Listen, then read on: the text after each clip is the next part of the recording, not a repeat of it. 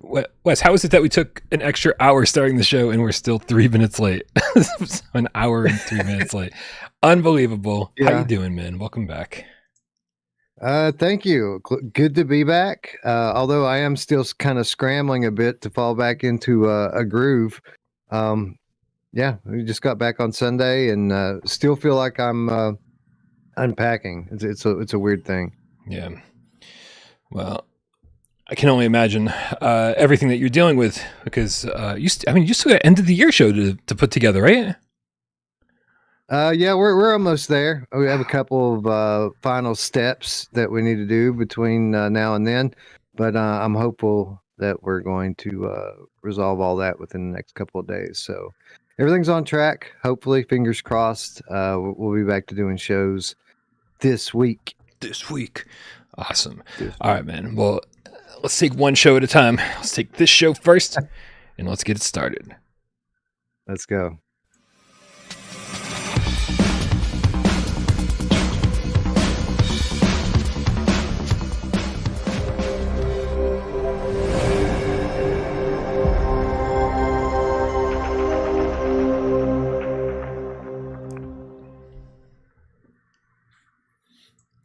This is PSVR GamesCast Live. We film live every single Monday, Wednesday, and 2 Eyes Friday right here on YouTube. We do it live 6 p.m. Eastern for your viewing pleasure. But don't you worry, your pretty little head, because we also care about your oral pleasure, speaking of head.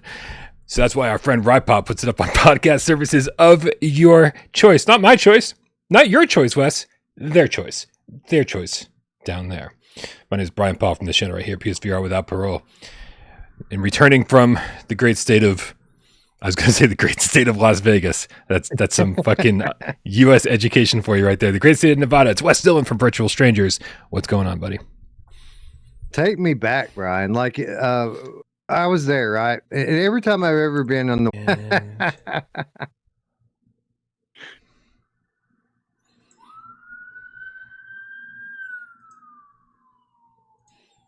All right. We're back with sirens. Oh, we're back. For added benefit. So, Wes, you were telling us before we were rudely interrupted by OBS crashing about CP3 says this is how The Sopranos ended. That's a good one. Spoiler alert, by the way. Yeah. So no, I was talking about how I thought the West Coast was cold because it was like 50-degree days and 30-degree nights. I get home and everything is deep frozen. Like it's 5 degrees at night here and 15 in the day. And I'm ready to go back, man. That was the moral of the story, is that I'm ready to go back. It's too damn cold. Nice. Yeah, it's been pretty cold here too. Had a couple snowstorms in the last couple weeks, which is nice, man. I don't know, something about it. I don't understand how my brain works, because I see snow and I look outside, me and Tornado peer out the window. We're like, ooh. I still get the same feeling, like it's maybe it'll be a snow day. You get that excitement where like everyone's going to be inside all day. It's like, wait, I'm inside all day every day. This doesn't change my life whatsoever. In fact, I got to go move my Jeep around so they can clear snow and shit. Like, it makes my life more difficult, but it is a good feeling still. I still love watching the snow fall and cover the roads, and then there's just like nobody out. It's nice. I like it. Yeah, it has a charm for about 5 minutes. But when you're self-employed, the snow days are like the opposite. Like every day you get to stay home, and the snow days are the ones where you can't leave. You're trapped. Not that I would go anywhere anyway. KillAcell7774 ever with a $10 tip sends us a nice little emoji. Thank you so very much. Sandor, the Game Tiger with the $5 tip says, woohoo, thought I was late. No, that's us. Living Legend with the Canadian $5 tip says, happy West Day Game Cats. Wes, were you kidnapped by aliens in Nevada and now they just sent you back? And now they just sent you back to the present. Did you see the future? There were time-traveling aliens, Brian. They completely were. They had a time machine on the floor at CES, and it was manned by aliens, but not the type that you're thinking about. Amazing. That was a border joke. It didn't really land, but I tried. Anything to report from CES? We missed our Wednesday show last week. you were doing your thing out there. Do you have any fun? Anything to report? I mean, you must have seen everybody, right? Where like, was it like every single VR content creator there, or what? Not, yeah. I mean, there was a lot there. I think the kind of story of CES this year was not as much as last year in terms of VR content creators. There were quite a few there. There wasn't as many as there were last year. VR stuff on the floor at CES. There was some stuff, not as much as last year. The party was pretty epic though. Impact for the second year in a row put on the VR after party, and that was well attended by industry figures and content creators alike, and was pretty much the highlight of the trip for me. There was some cool stuff on the floor. I mean, the X-Real AR glasses were probably the one thing that was really updated and new this year. I don't know how interested you are in AR, but typically when you try out one of these AR glasses, the colors aren't very good. Everything's ghosty, but these were pretty good. Nice, crisp visuals, perfect, clear pass through. And the only thing that really they're lacking now is field of view. Hand tracking worked pretty good. The Pimax booth was pretty cool. They had a booth that was dedicated to the Unreal Engine VR mod. And I sat there and played Returnal in like 140-degree high-res headset with in like full 6 degrees of freedom. I played the thing until the battery died. Which was 7 minutes really later. Yeah, right. How was it? No, I mean, tell us about it, man. That sounds like something I think we're all curious about. Yeah, well, I mean, you'll hear a lot of the same things when you hear people describe their Returnal experience in VR, and it's the typical stuff that you hear about when a flat game comes to VR, like little details you didn't notice. You know, you shoot your gun and the leaves fly up around you. You know, little stuff like that doesn't really come across on the flat screen. You totally notice when you're in the game. But no, it was fun. The button mapping was a little off. They had the dash button mapped to the same controller as the movement stick. Mm-hmm. So to dash, you had to like take your thumb off the stick and press the button. So that didn't really work all that well. But the game itself was beautiful. It was absolutely fun to play, and basically just has me hyped for an eventual official Returnal VR if we ever get there. Nice. Cool, man. Cool. So, you know what was probably the actual real highlight of the trip for me? Tell me. Omega Mart, Meow Wolf. We went to do that on like Tuesday night, and I cannot put into words just how friggin' amazing that place is. It's like stepping into a game, but there's no headset.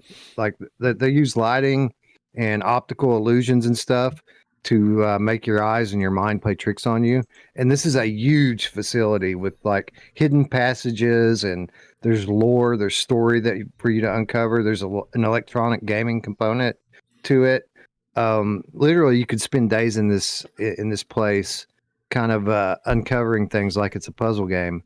But even just walking through it for the 3+ hours that we were there, mind blown. Anyone that ever has the opportunity to go one of these places needs to do it, because it was honestly the highlight of my trip, and I still can't believe what I saw while I was there.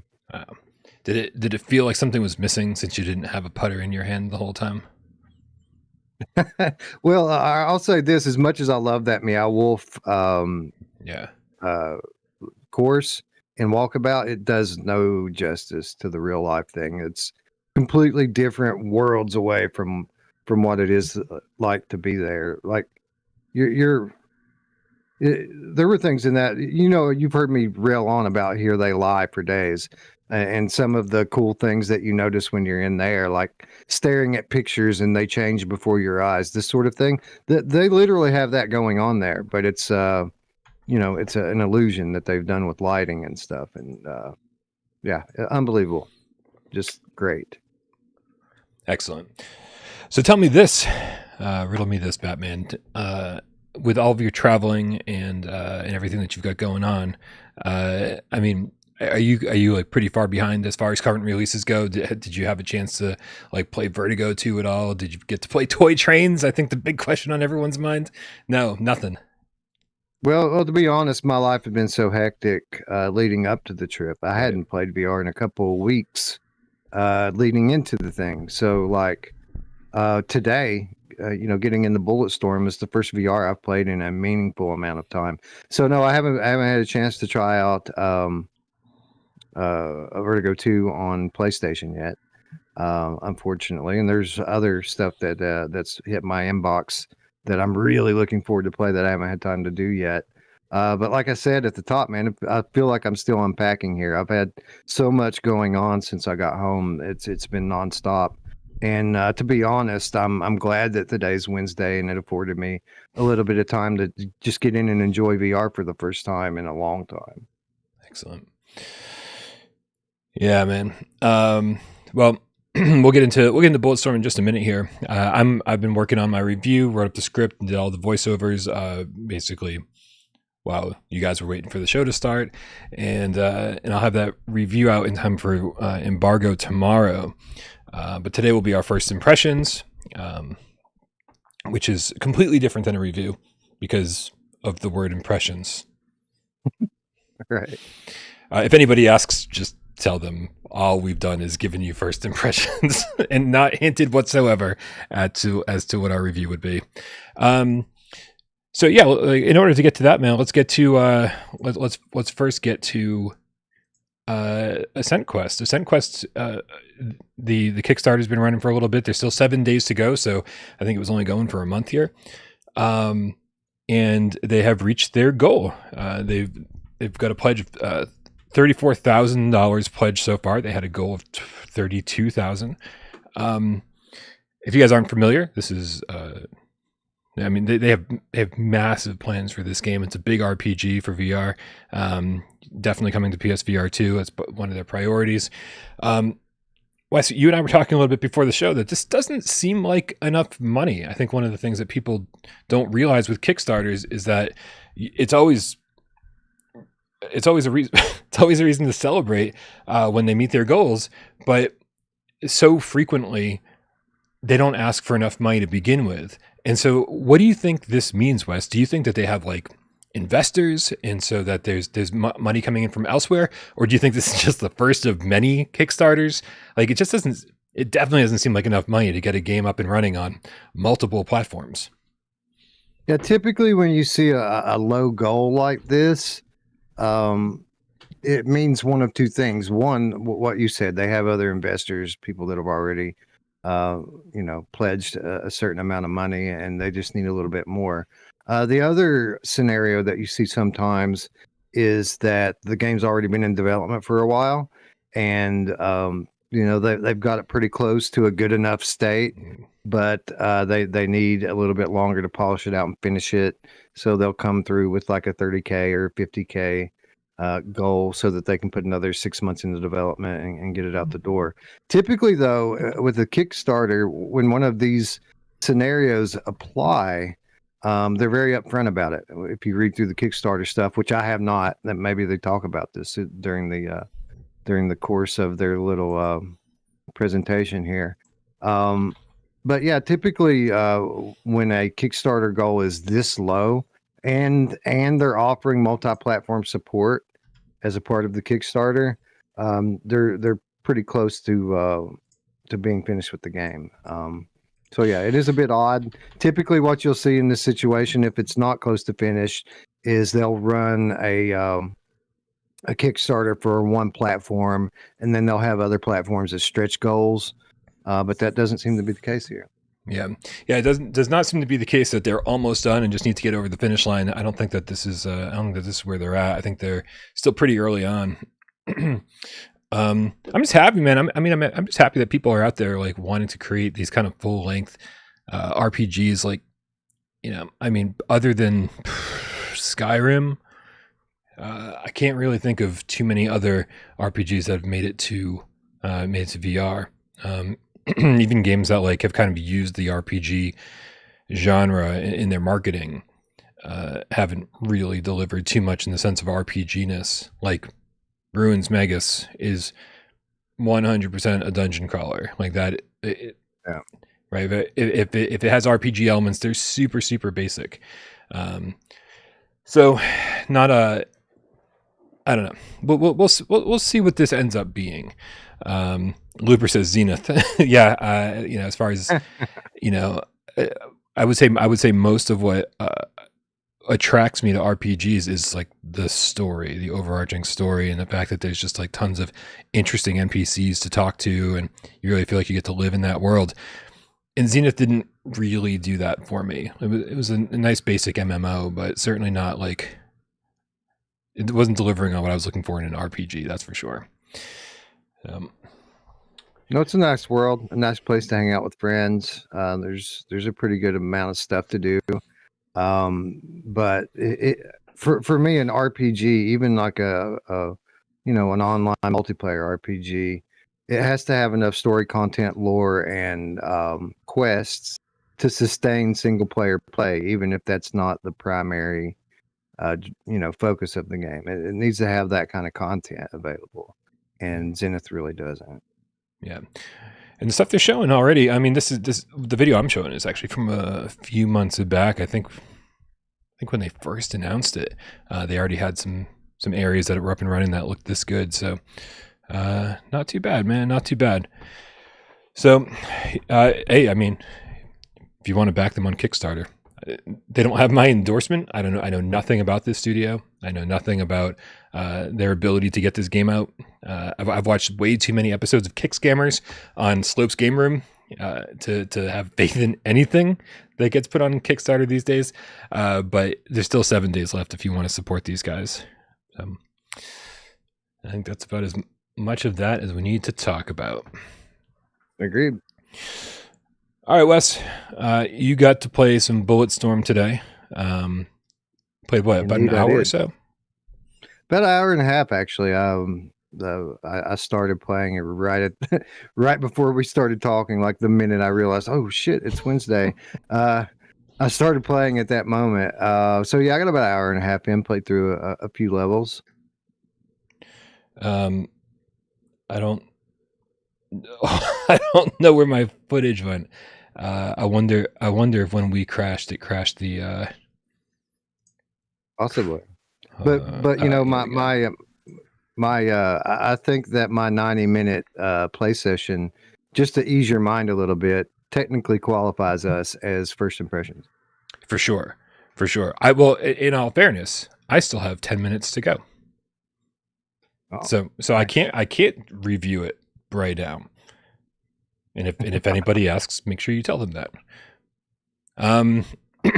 Yeah, actually, so I had a Let's Play of the 2011 PC version from the original release. I had a Let's Play of that up and running on my PC while I was playing the game. I wasn't checking in on anything, but every time I stopped and took a break, every time I played an hour or two, and then took a break, came back to my computer, and I'd look for where I was in the walkthrough. That's why it was up, so I could see how much more I had to go. This game's way shorter than I thought it was going to be. My runtime is not going to exceed 5 hours. The last time I put the controllers down and looked at where I was in that walkthrough, I had 10 minutes to go, and I was like, "Oh shit!" And this actually has new content in it. You get to play as Trishka, right? Who's got the energy blade weapons. I don't think you've gotten to her yet. No. And so you run around some environments and you use these energy blade weapons and you slice the enemies with it. And it's all Wes, it's all pretty boring. How did you feel? Tell me about your first impressions before I start getting really upset about this game. Well, I gotta say, right off the top, that I had low expectations going in. Not that I've watched a bunch of content on the game, but I have scrolled through the headlines, the titles of videos, and I could tell that the reception of it has not been that great. Yeah. Honestly, It was okay. I wouldn't call it a bad game. I wouldn't call it a great game. It was pretty run of the mill average for me. There are some redeeming qualities to it that I do like. I like the nostalgia factors. This is a very like 90s, late 90s, early 2000s game, and it has that attitude toward it. Yeah. And I really enjoyed that kind of Doritos Mountain Dew, kind of adrenaline packed aspect of it. I think the story's pretty good. Like what's happening in the story is pretty cool. I like the fact that you can toggle stereoscopic 3D for the cutscenes. So like it has the windowed cutscenes that you see often in a lot of these ports to VR. But they actually give you the option to watch those in 3D, which I think adds a lot to it.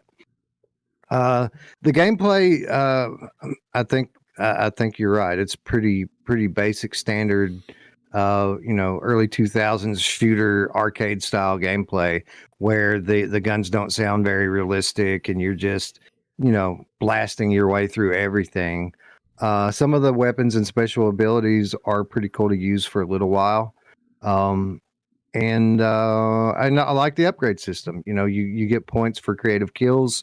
You get to use those points to buy ammo and upgrade your weapons. I thought that was pretty cool.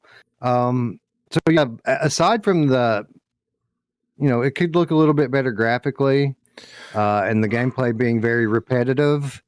I think there's some redeeming qualities here, enough to call it, an average game. Not good, not bad, just okay.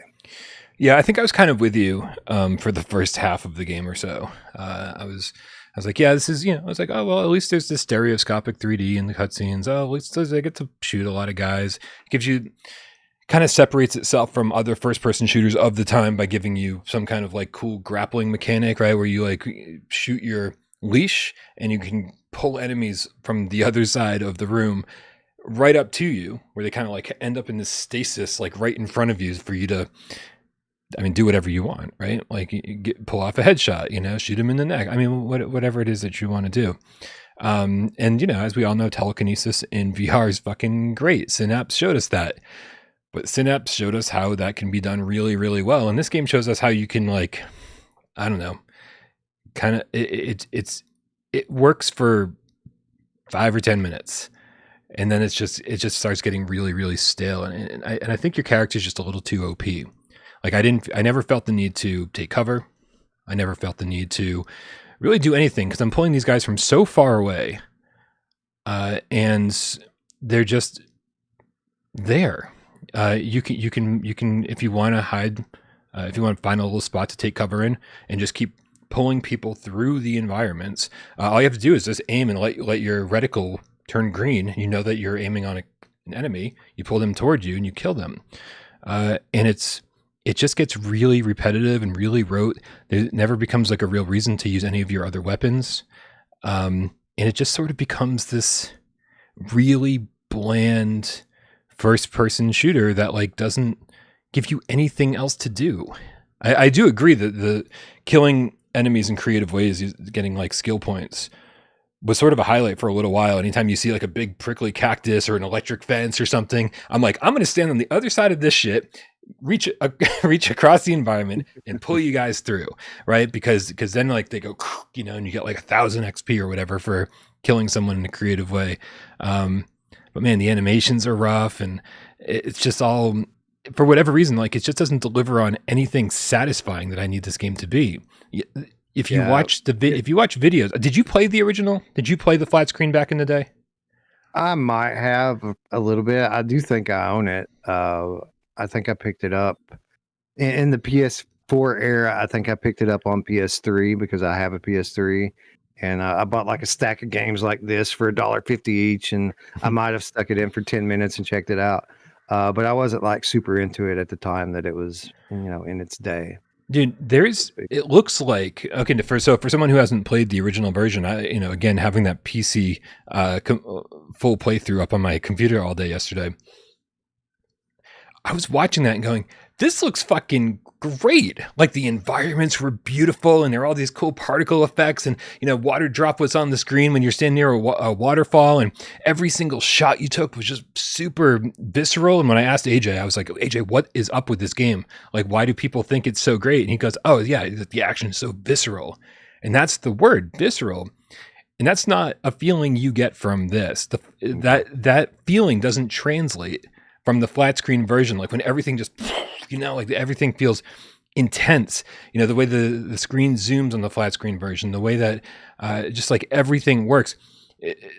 This fades to black a lot. Like you're running down a hallway and it fades to black and you're like, oh, cutscene? Nope, it just fades back in and you've been in the hallway. Like, oh, okay. And then like, there's a moment where you jump off some ledge into, like hundreds of feet above water or something. And it like fades to black and then goes to a 2D cutscene. I watched the PC footage from fucking 13 years ago. Never fades to black. There's never a cut between the action and the cutscene, right? So it just has this more visceral feeling. And I'm like, I think they really missed the mark here, like giving us something awesome to see and experience in first-person VR. Like this is, they kept it in first person way back in the day. I think keeping it in first-person VR would have been the smart thing to do. And I don't know, man. Like just every turn drove me insane while playing this. It became tiresome and frustrating, and I didn't care about the second half of the game. Like skipped story cutscenes, just ran through environments. I was just like, it became a chore. I see. Well, I haven't gotten to that point yet, fortunately.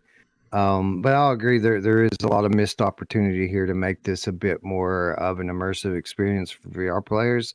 Like in many ways, it feels like some of the early mods, some of the early PCVR mods brought these boomer shooter type games into VR. And while they're fun to play and they're very fast paced, like the weapons have no weight. The world has no kind of like feel to it. It feels very empty. And kind of like a facade. It doesn't feel like you're actually in the world. And there's a lot of that here. That it feels in many ways more like a more like a mod than a real VR version of the game. Missed opportunities with the tethering. As cool as it is to be able to kill these guys in creative ways, I feel like the creative ways that you have at your disposal are all copy pasted from the flat version, and they could have done things like, especially when the guys are kind of like hovering in bullet time in front of you. There's a lot of stuff that you should be able to do in VR to finish these guys off. And even if you like, pull them towards you at 100 miles an hour, and when they get to you, kick them, it doesn't kill them. It just kind of punts them in the air like a hacky sack, and you can keep doing it. So yeah, it feels, I always hate to use the term lazy port when talking about a game, because sometimes I feel people use that term unfairly. But kind of in a way, this feels like a lazy port to me. And again, I don't hate it. I've enjoyed it so far. I think it's all right. But it does feel like a bit of a missed opportunity, and they really could have done a lot more with it than what they did. Yeah. If you're watching the footage now, anybody who's watching the chat, watching the show, this is, I think I'm happy that I just kind of exported a random segment from my gameplay, and I'm really happy that this was included, because the sniper rifle was actually a lot of fun to use. The weapons are fine. Upgrading them didn't feel like they affected anything. But when the sniper rifle came around, you can see I'm struggling to figure out how to use it because I'm a moron. You look down the scope and suddenly, like, you go into this other mode and you try to tag a target before you fire your bullet. And then it goes into like a third person mode, a follow cam on the bullet, and you control that bullet's direction with your head in slow motion bullet time. And every single fucking character sees the bullet coming when it's 10 feet away from them. Every single one of them, because sniper rifles. That's how that works. And they all have enough time to think and go, oh my goodness. And they do this slow dodge roll where it's like, you almost anticipate it after a while. And so you have to like move with your head. You have to control the bullet to like hit them. And I was like, that's the most fucking fun part of this game. Although I saw Chrome Colossus ask about the giant kaiju monster that you have to fight, which turns it into a rail shooter. And that's pretty fun. There are moments, but I mean, overall, like, I don't know. People have said this game didn't age well. And I'm like, I don't think that's it, because having a mindless, frantic first-person shooter in VR it sounds fine, right? Like I'm not asking for more than that. I'm not asking them to rebuild the game or something and make it more interesting, add puzzles or something. It's just boring, it becomes boring. And I'm interested to see if you agree with me. Once you've gotten further in the game, if it starts to just get. You know what it could really use? Tiresome. And I sound like a broken record with this. I seem like I say it every day. You could use a friend in there. Like, they could make this a little more difficult. And I mean, you're already doing squad based gameplay anyway. It's just you're fighting with an AI character. That character should be a friend. That should be you in there with me, Brian. We should be taking it on together. At least there could be some dumb fun to be had if you had one of your buddies in there with you. Agreed. Yeah, dude. I think like this was multiplayer originally, I think, wasn't it? And then they stripped out multiplayer for the VR release. If I remember correctly, again, having not played the original, I had to take other people's words for it. That sounds like, yeah, that could definitely save this. Yeah, I don't know, but I mean, there's a ton of little things, that I'll detail when I get around to actually editing the review, and like, just missing character animations, the fact that enemies just don't respond when you're shooting at them. They just keep doing what they're doing, and it doesn't even look like they're taking damage. Their heads will disappear when you pull off a headshot, so you know that you killed them. It's like, thank you for that. Yeah, it's just, I don't know, it's super unsatisfying. Arcavario says the footage looks fun though, so the disparity is confusing. Yeah, I want to repeat. It hasn't gotten old for me yet. I haven't played it enough, and my overall impressions so far are positive. Like, I had fun in there so far. The first 90 minutes were fine. I would like for it to have been a bit more challenging, but I wasn't playing on hard. I played it on normal. I probably should jack that up next time I go in there. I think everyone should jack it up. Who else likes to jack it up? I do. Yeah. She does. Yeah, because it's not really challenging. In fact, I definitely died a few times during my playthrough, but it was because it was just kind of like my brain was off and I just ran into the middle of enemies everywhere. And I was like, well, if I just kind of hung out by that wall over there, I would have been fine. A little more challenge probably would have helped. So maybe boosting it up to a higher difficulty would help. Dude, I don't know. I can probably rattle off a few more things just to get everybody in the know. You have the leash motion that you do, the leash ability. You can kick, you can slide, which also shoves your foot out in front of you. Really strange slide, I gotta say. I had a lot of fun with it because of how stupid it is. If you're running up a hill and momentum slows you down because you're running up a hill, you can just slide up the hill at twice the speed for some reason. So I just started sliding everywhere. And so the slide was kind of fun. Just pushing up or down on the right analog stick allows you to kick or slide. So that's kind of fun. The problem is the game tells you every step of the way what to do. I was just talking on, fuck, dude, I don't remember what day today is. Maybe Friday, Monday. I don't know, dude. I was talking about how I really respected the Vertigo, or I guess Zach Sakalis Brown. I respect the developers because there are moments where you don't know where to go and it doesn't tell you where to go, right? You trust the player to figure it out on their own. At no point does this game trust the player to figure anything out. Like, it is constantly like, there's a switch over here, use L1 or R1 to pull it. Like, big arrow, words, use L1, R1 to pull the switch. 5 fucking hours later, it's still telling me how to pull the switch. If there's if there's something in the environment that I need to pull down with my leash, it's just like it's glowing, which is fine. But also like there's a big thing that says use your leash to pull this down. I mean, it's like a 5-hour tutorial. Like enough, guys. We get it. Let me play the game. That's fair. And wait till you try to use the options menu.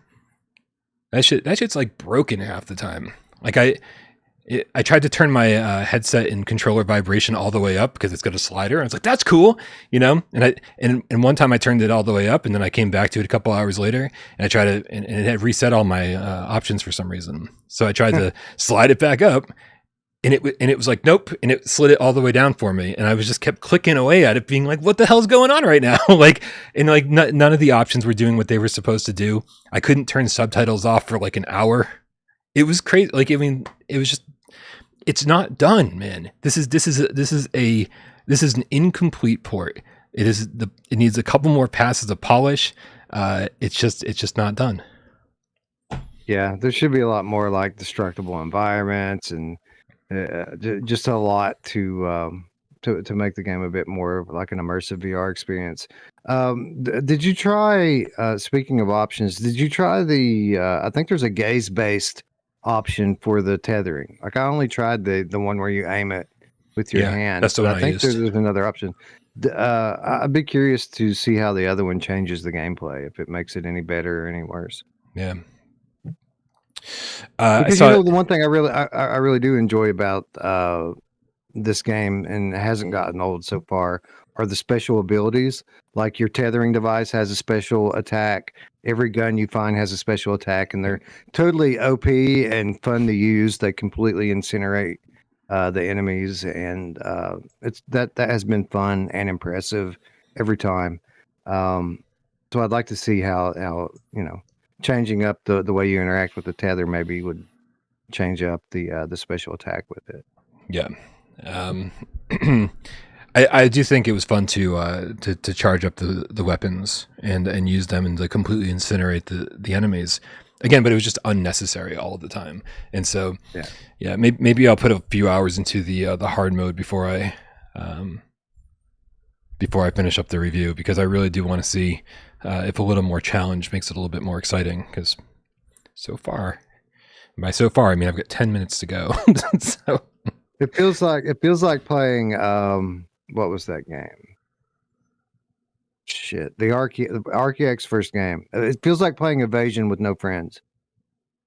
Kinda. I mean, it feels very much like a wave shooter where you like run into an area and it's like, okay, now kill all these enemies. And you run into the next area, it's like, okay, kill all these enemies. And it's funny to say that out loud and have that be a complaint, because I can think of so many games that I loved where that was the formula, but some games pull it off successfully and some games don't. And yeah, obviously, I don't think that this one did. I saw Izzard ask in the chat. I was I was streaming this all day in Discord yesterday, so that people could stop in and see what my gameplay experience was like. And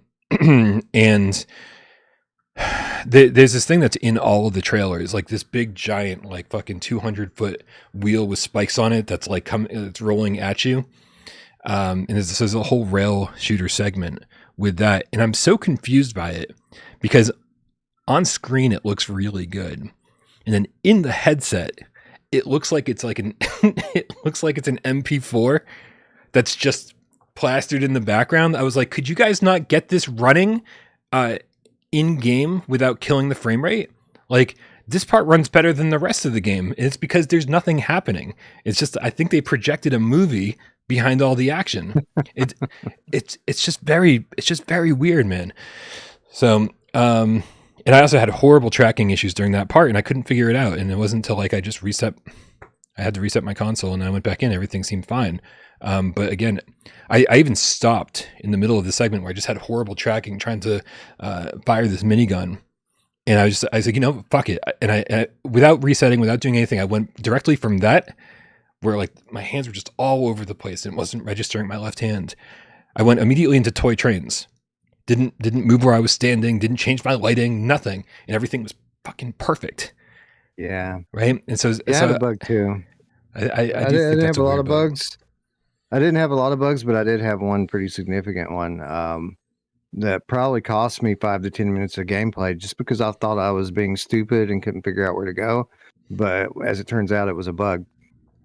So like there's this area you come into in like the second level, where you shoot this thing, you trigger a giant explosion, you kill a bunch of people, and then your companion comes up, he does some stuff on a panel, and it raises these platforms up so that you can run across.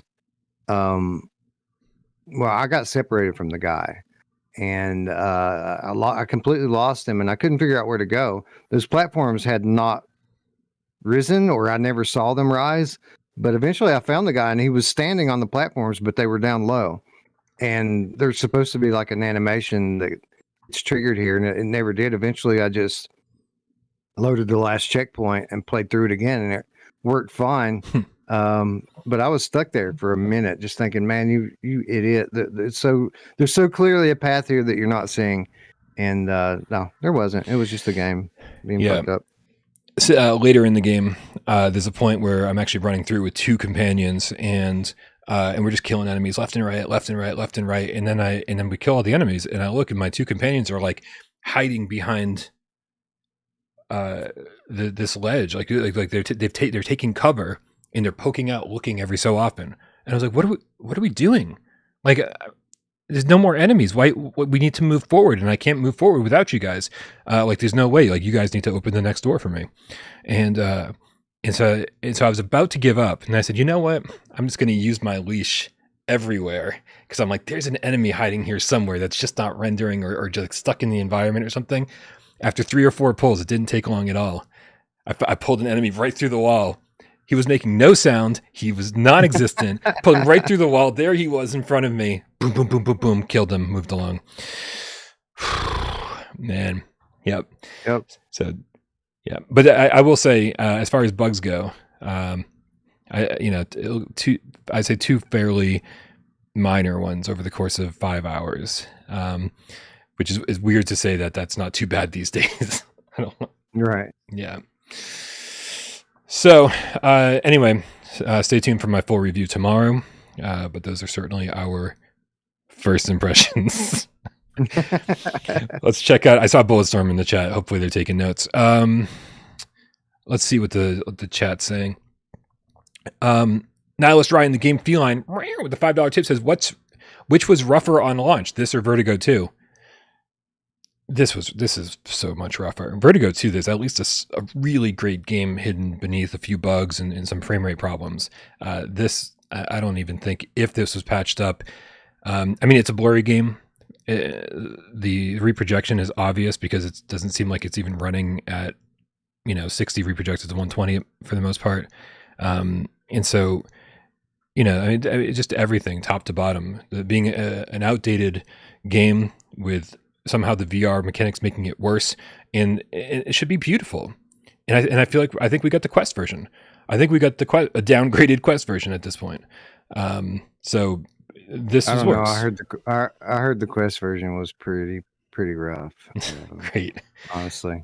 I mean, I didn't notice any reprojection with it. I wasn't necessarily looking forward to it or looking for it. The resolution certainly could have been better. It was a bit shimmery, which you remember I pointed out 3 months ago in the trailer that you could see the shimmer, and sure enough, it's there. I would say it, and this is becoming a bit of a catchphrase for us. I think it looked a lot like a PSVR1 game, visually. One of the better ones, maybe, but still, it had that kind of. I wouldn't call it blurry, but it certainly wasn't sharp. Yeah, and there was a lot of shimmer in there. Yeah, it's too bad because there's a lot of great environments in here, and if we just had like a nice resolution, a nice frame rates, we really enjoy it all. There were some amazing environments in here. That right at the beginning, when you're running down the side of that building and you can see the city in the distance, I thought that was super cool. Super cool, and I feel like it lost the impact because it was just, I don't know, just looked like a. I mean, I don't know if it's fair to say it looks like a PSVR1 game, but it looks like a nice PSVR1 game. Right. That's what. Yeah, exactly. It looks better than like Green Hell looked or Hellsweeper looked on launch. It's better than those. So don't Don't get me wrong, it's not terrible. It just could have been better, right? Macho, the real estate procrastinating game cat with the $5 tip. Says, do better in Kuvo, but I'll buy to support just like I did your last shit show. So you guys don't quit VR or go out of business. We need every studio.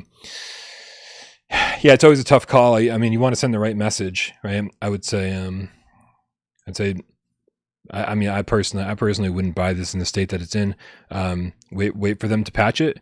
Wait for us to tell you that it's in great shape, and then buy it. And then they get the right message from all of us. We've said it 1,000 times. Vote with your wallet. Money's the only thing that anyone listens to, right? I mean, like, Incubo seems like a decent company. They seem like they listen to feedback and make changes and stuff. But like, there's still a corporation or a company or whatever, and the bottom line is the bottom line. That's what's going to make the most impact.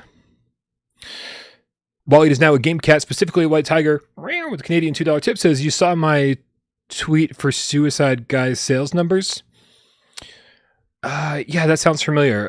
What was it? Like that Suicide Guy sold like 10,000 or 20,000 units in the first month, which means that there's 10 or 20,000 people out there I feel terrible for, because that game fucking looks awful.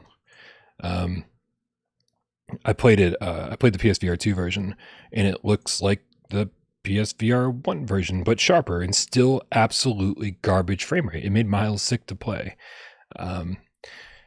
However, for a game that isn't performing well from a technical standpoint on PSVR2, for a game that's like super indie, I mean, those sound like decent sales numbers, right? Yeah, 10, 20,000.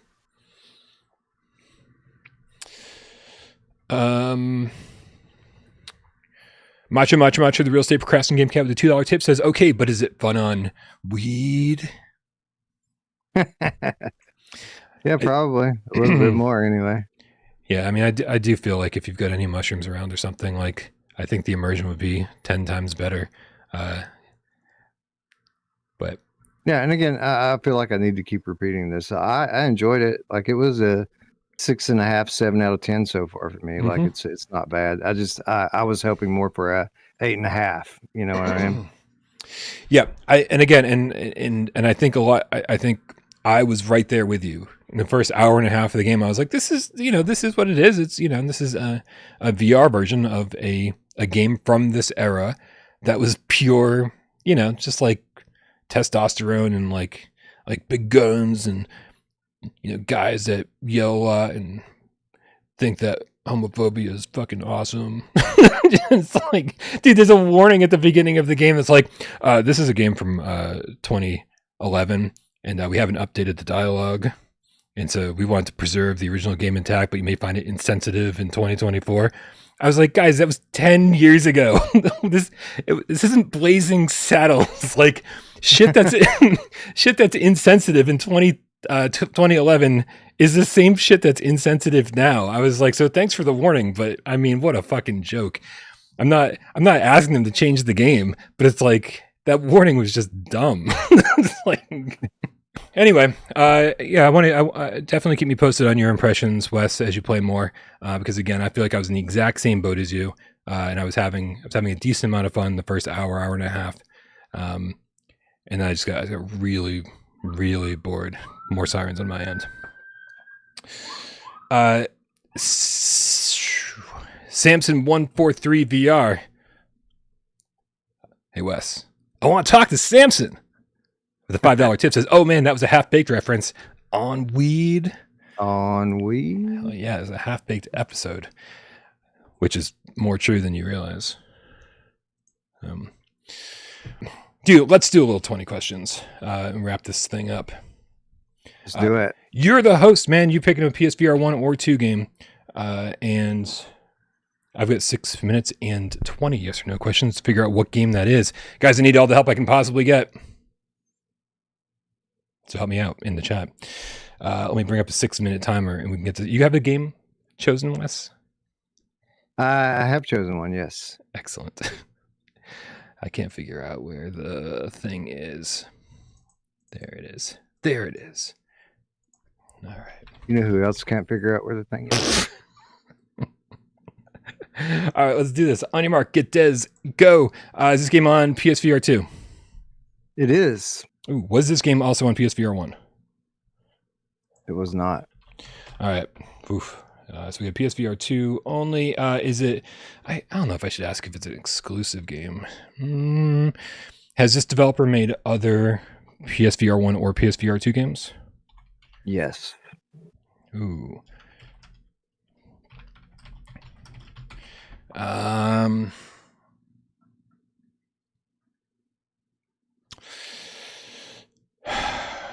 Call this. Do you do a lot of shooting games? I mean, do you do a lot of shooting in this game? How about that? You do. Okay.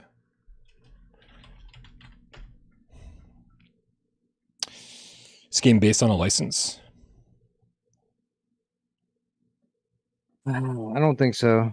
Not in the sense that you mean. Okay. Let's see. Looper's wondering if it's a launch game. No. Not a launch game.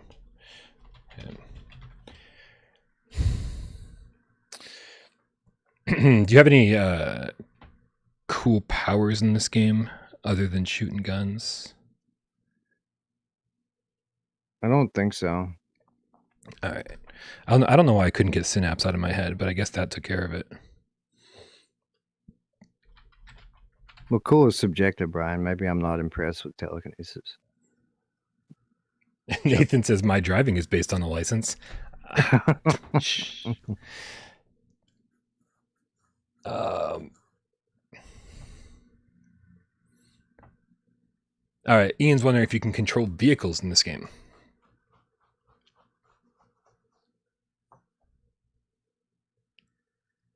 Yeah, I haven't finished the game.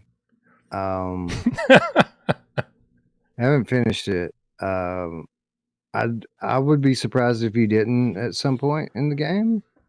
And in a way, I'm going to say yes, because technically I can confirm that you do in a way anyway. But I'd be surprised that even if you didn't, even more by the end of the game.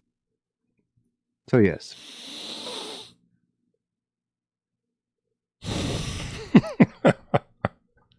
Excellent. Did this game come out in the last 2 months?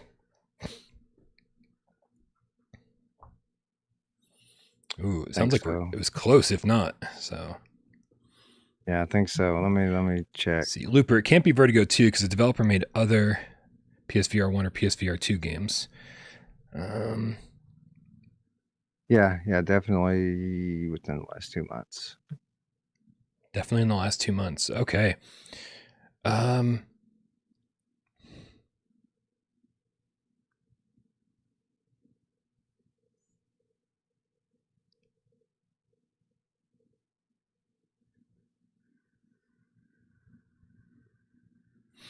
Dude, I've just blanked completely.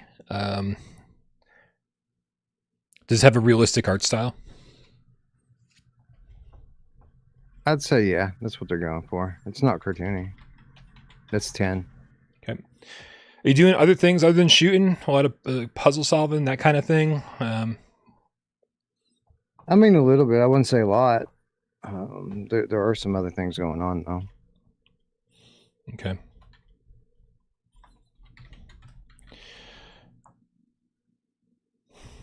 Was this game ever playable on the flat screen? No.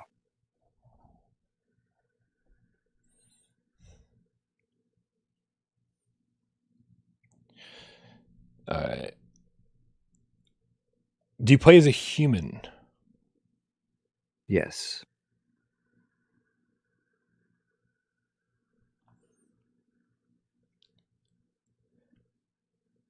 Is it sci-fi? No, not really. Multiplayer? Yeah. That's 15.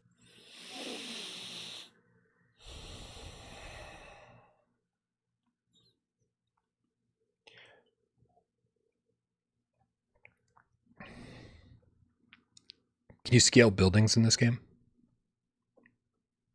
Scale buildings. I don't think so. All right, so guys, we've eliminated Breachers, eliminated RE4, eliminated Vampire, no Ghostbusters, not based on a license, Journey Foundation, Sci-Fi. We've ruled out all of these games. Oh,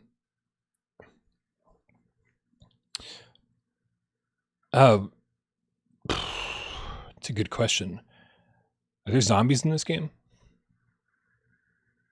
Indeed, there are zombies in this game. Oh, I think you guys got it. I think you figured it out. Do you have a dog companion? You do have a dog companion. Wes, is this Arizona Sunshine 2? It is Arizona Sunshine 2. Way to go, GameCats. Way to go, Brian. You did it. Good job, everybody. Wonderful. You haven't finished it, huh? How much further do you have to go? No, I haven't played it since we talked about it. Like, I haven't. When I say I haven't played VR in like a month, I haven't played VR in like a month, dude. Like, I've been so busy with life that I haven't had time to do any kind of VR. So maybe that's why Bulletstorm's landing a little bit better with me. Like, it just feels so good to be playing something that it was actually pretty fun.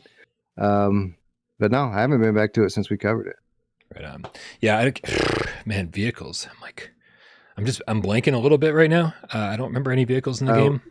We did the airport taxi thing where you're on the forklift thing. That's a vehicle. And you kind of drive. Technically. Yep. I don't remember anything else like that. Huh. Macho says too easy, Wes. What the look, man, I've been coming with obscure PSVR1 titles like the last 4 times or something like that. So I made it a point to pick something a little more recent this time. Jordan says, does the shopping cart count as a vehicle? Excellent point. I think it does. Yeah, there you go. You do control vehicles in the game. Wes, thank you so much for hanging out, talking about first impressions. Certainly not a review of Bulletstorm VR. What does the future of Virtual Strangers hold for everyone who is clicking the link in the description down below and going over to Virtual Strangers and subscribing right now? What can they expect to see? I return to weekly shows very soon. I'm hoping that we're ready to go with 2020 show or 2023 show on Sunday. That's my goal. Get it ready and be ready to go by Sunday. Damn. Because we're over halfway through January now. It's time to move on.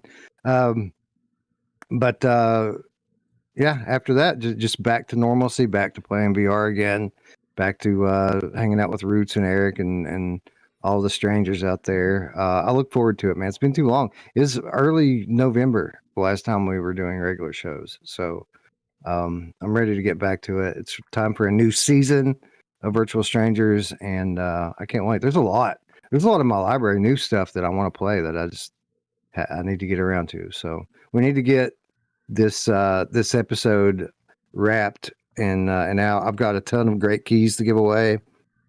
We've selected all of the award winners.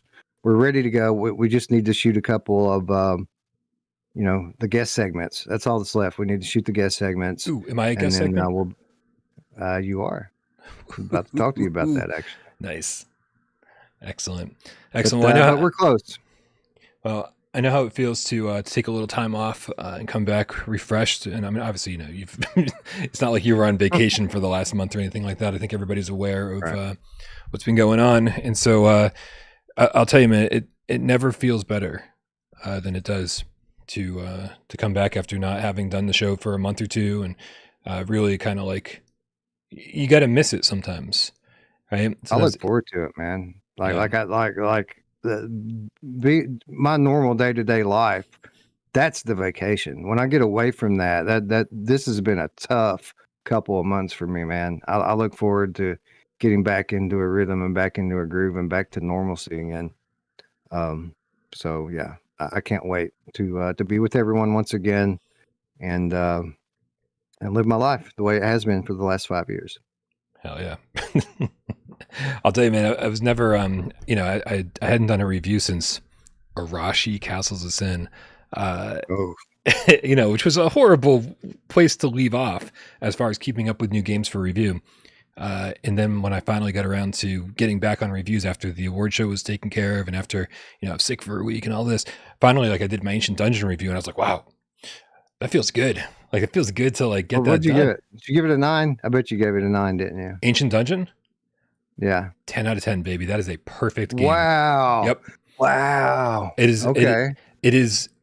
So, I mean, you know, people are like, oh, it's better than RE4. And I was like, it's not a better game than RE4, but it is the game that kept pulling me back in. It was a full-fledged addiction. It's the game that I keep thinking of when I was playing Bulletstorm. I was like, I can't wait to get this review done so I can go play more Ancient Dungeon. Like, even when I was playing RE4, I was like, I wanted to be playing Ancient Dungeon. And so I've got 20-something hours into Ancient Dungeon. I'm typing up my Toy Trains review. Moderator Nick Mulo is hanging out in voice chat with us, and he's playing Ancient Dungeon. I was like, can you stream that just so I can kind of watch you play, like, so I can get like my fix, like vicariously through you. And so he was streaming Ancient Dungeon, and I'm watching as I'm typing up my Toy Trains review, and I see him find something that I've never found. And it wasn't like some really small procedurally generated thing. It was like a whole segment of the game that I had not seen in 20 hours, and he's on hour like 2. And so it's just one of those things I love about Ancient Dungeon. There's so much to it, and it just keeps introducing new in like it just keeps adding and adding and adding. The more you play, the more stuff gets added, and it's just really fun to play. It's one of my favorite games of the last year. Crazy. Yep. I guess I should probably play it, huh? Whatever. Yeah, it's a lot of fun, man. It's a lot of fun. Wes, thank you so much for hanging out. Thank you, Cats, for hanging out. Appreciate everybody who helps the channel run. Sci-Fi Game Cat Henry, who puts timestamps into the show after the fact. Rypop for uploading this on podcast services of your choice. All my moderators who make life so much better for me each and every day. Everyone who supports the channel financially. There's patreon.com/withoutparole games. You can be a member over here. Everyone who tips during the show, you guys are keeping the lights on. Thank you so very much. Also, we've got a fundraiser going on in GoFundMe to help everybody get to PAX East 2024. We're going to have to put a spotlight on that soon because we need to hit our Kickstarter goal so that we can actually get everybody where they need to be. But so more on that very, very soon. But really, we're just outside of financial support, we're just happy that you're here. We love everybody hanging out in the chat. Yeah, that's it, man. Even if you're not saying anything, we love you all. Even the people who don't say a goddamn word. Isn't that right? Absolutely. Happy Wednesday, He's Brian Wes. Paul, and we love you all. Hell yeah. Let's go.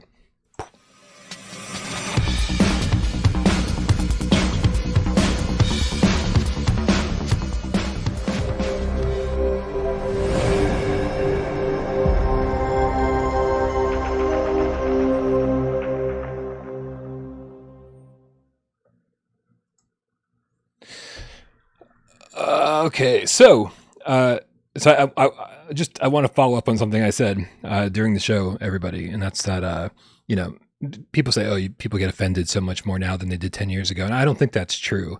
I think everybody just has a louder voice now, right? The same people have always been offended all the time, like there's always going to be that small percentage of people who get mad at fucking everything, and so that's why you don't pay attention to the extremists on either side, and you'll have a much better time with your life. I think you don't pay attention to people get offended by everything, and you don't pay attention to the people who are trying to offend everybody. It's like there's always a small percentage on both sides, and I think that's what makes this community so good, right? Is that like we leave that shit at the door, and so I'm sorry for bringing it up, but also I think we're all on the same page. So I just wanted to say that before we ended the show. Ain't that right, Wes? Yeah, I will agree with that.